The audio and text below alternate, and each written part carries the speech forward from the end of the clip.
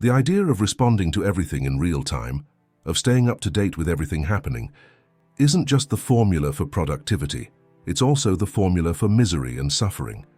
Epictetus suggests that it all boils down to persisting and resisting. Some things you should start doing, things you need to keep doing, and things you need to do differently. Similarly, there are other things you should stop doing, things you should resist doing. In today's video, we'll talk about what you shouldn't do.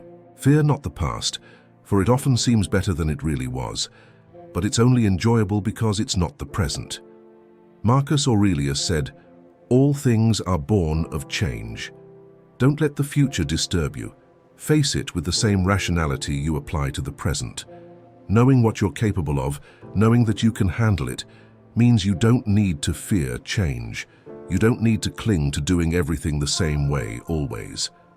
Part of the Stoic idea of indifference doesn't mean you don't care, but rather that you're okay either way. Stoics don't need to have a preference about how things will be tomorrow, whether it'll be a rainy or beautiful day, hot or cold. If people will love them or hate them, they know what they must do, they can handle anything. You watch an entire series even if the first episodes are slow and boring, just because someone said it gets better? But what if we looked at our lives and goals the same way? We'd understand that things are improving, that change is part of the process. Don't sweat the small stuff. Many things happen every day, every minute, but most don't matter, so it's better not to give the little things more attention than they deserve. You become what you give attention to. Talking about other people's lives, for example, takes us away from the path we should follow. If you don't want to gossip, change the subject. If you don't want to expose yourself too much, listen more and speak less. Starting a physical activity, practicing it consistently. Wanting to be a reader, reading every day, even if just a page a day. These are the things worth focusing on. Don't value others' opinions above your own. When criticized, consider the source. Marcus Aurelius advised, think of the character of the person, their vices, their accomplishments. You'll realize their opinion, about to replace your own self-assessment, is meaningless. Their opinion doesn't matter. Such people are the opposite of what you're trying to be, so it's good they don't like what you're doing. You don't need anyone's approval. It never ceases to amaze me. We love ourselves more than we love others, but we care more about others' opinions than our own. What others think is just a poor source of guidance, a distraction from our thoughts. Focus on who you are and your sense of identity, because that's how you measure yourself and your actions, not with the useless opinions of others. Epictetus said, "There is only one good cause and sustenance of a happy life, the confidence in oneself." Don't seek revenge. The best revenge is not to be like them, not to echo their malice. Marcus Aurelius, a person who suffered numerous blows and attacks, said it's ridiculous to get angry at things. You never kick a mule or bite a dog back when they do those things to you.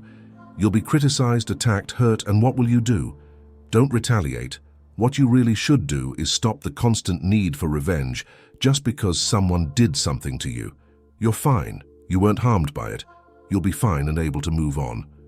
Don't start from behind. People wake up and the first thing they do is check messages on their phones, emails, basically becoming an item on other people's to-do lists.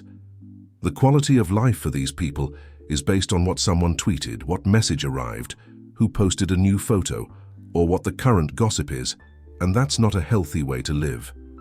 You have to stop being pushed up and down like a puppet. You have to slow down. You don't want to start the day, start from that frenzy. You want to be in control. It's crucial that you start well tomorrow and don't let external things determine the quality of your day or life. Don't be so accessible. There's an interesting story about Napoleon. He only read his letters 3 weeks after they arrived because he knew most problems would resolve themselves. If you're constantly looking, if you're so accessible, you'll insert yourself into things you don't need to be involved in. You'll spend your time on things that resolve themselves. The idea of responding to everything in real time, of staying abreast of everything happening, is not only not the formula for productivity, but also the formula for misery and suffering. You have to be willing not to know everything happening. Don't be so accessible that anyone can interrupt you and your concentration at any moment. Sleep with your phone in another room, leave it in another room, and you'll be doing something truly important. Have no opinion. Don't let things affect you. You don't have to let them bother you. You always have the option of having no opinion at all. As Marcus Aurelius said, you can just let it go, let it float away like clouds, as Buddhists talk about thoughts. Don't let it drag you down, harm you, or irritate you. You don't need to stress. You don't need to respond. You don't have to let it get to you. You can let it go. Don't seek approval. Epictetus said when you look outside yourself seeking approval, you establish that you've handed over your happiness or autonomy.